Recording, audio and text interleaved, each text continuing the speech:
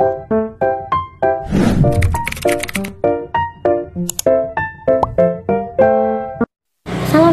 warahmatullahi wabarakatuh. Saya Nevana Syahira akan menceritakan kisah tentang Nabi Ilyas alaihissalam. Berikut ini ceritanya. Nabi Ilyas adalah Nabi ke-20 yang wajib kita ketahui. Nabi Ilyas adalah penerus Nabi Ilyas alaihissalam. Nabi Ilyas memiliki garis keturunan Nabi Musa alaihissalam. Ayahnya bernama Ahtub bin Ajuz.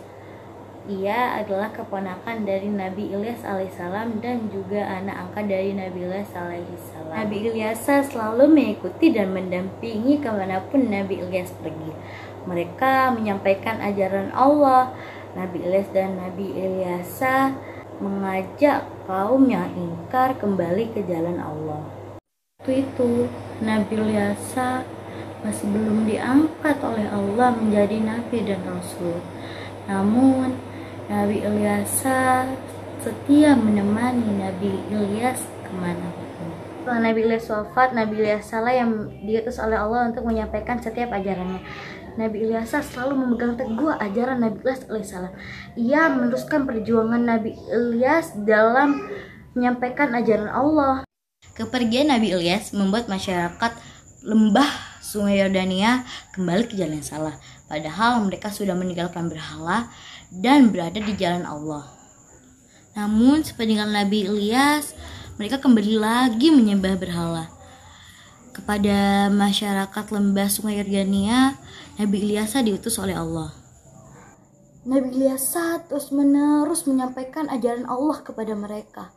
Ia tak pernah lelah, akan tetapi masyarakat lembah Sungai Yordania itu tidak memerdulikan Nabi Ilyas.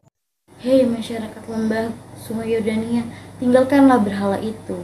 Kembalilah ke jalan yang diridhoi Allah, kata Nabi Ilyas. Mereka tidak mendengarkan ajakan Nabi Ilyas. Mereka terus saja memuja berhala-berhala itu. Setiap hari mereka semakin ingkar kepada Allah. Akhirnya mereka dilanda bencana kekeringan yang luar biasa. Sungai mengering, tanaman layu, persediaan makanan pun tak tersisa. Kekeringan yang melanda masyarakat lembah Sungai Yordania itu adalah ganjaran dari Allah akibat mereka ingkar kepada Allah. Padahal mereka sudah diingatkan oleh Nabi Ilyas. Sementara itu Nabi Ilyas menghadapi penolakan yang sama seperti Nabi Ilyas. Ia menerima penolakan dari raja dan ratu Bani Israel. Namun dengan kesabaran dan ketakwaan kepada Allah, Nabi Ilyas tanpa lelah menyampaikan ajaran Allah. Beberapa lama kemudian, Bani Israel harus menerima kekalahan dari bangsa Assyria.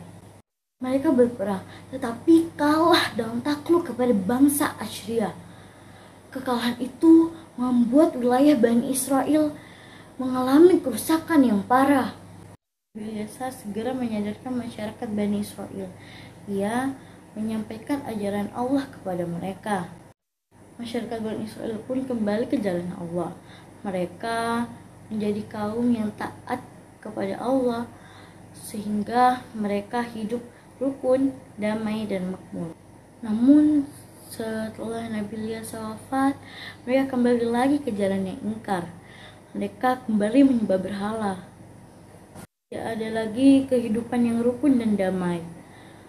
Kemakmuran mereka sebelumnya diambil oleh Allah. Akhirnya mereka selalu melakukan kejahatan. Mereka hidup dengan jalan yang ingkar kepada Allah.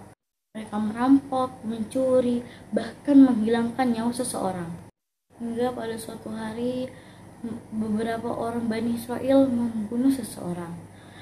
Ia hendak menguburkannya di makam Nabi Ilyas. Tiba datang rombongan orang ke makam Nabi Ilyas. Pembunuh itu pun takut ketahuan. Betapa terkejutnya mereka pada saat itu. Pikir panjang, mereka melempar jasad yang akan dikubur itu begitu saja. Apa yang terjadi? Tanpa sengaja jasad itu mengenai tulang belulang Nabi Ilyas.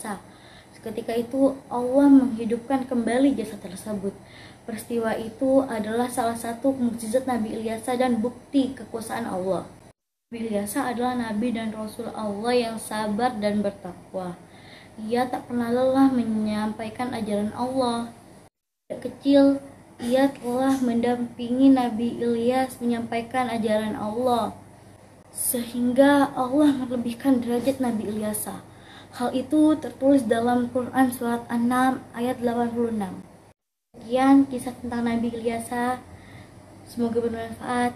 Terima kasih. Wassalamualaikum warahmatullahi wabarakatuh.